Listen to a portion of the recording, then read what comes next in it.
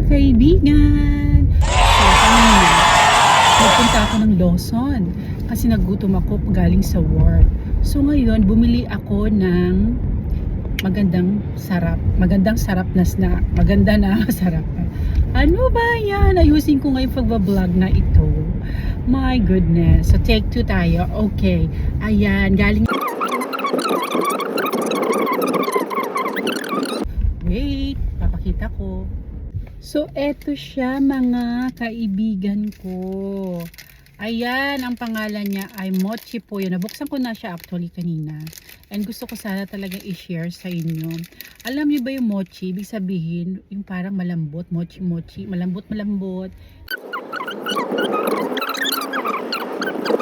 And tignan nyo guys, ang sarap, very creamy and very lambot-lambutan talaga ang kanyang texture, as in napakasarap nito po. Ayan, napakalambot. So titikman natin siya ha.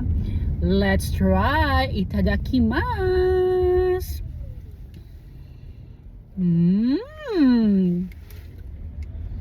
Ang sarap. Wow! Ang lambot. Wow! Ang creamy. Wow! Mild and sweet. Napaka-creamy talagang.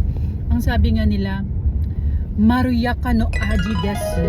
Yan ang sinasabi nila. It's a mild taste. Parang ganyan. Namiraka no aji desu. Oishi desu. Hi! O, try nyo na rin ito.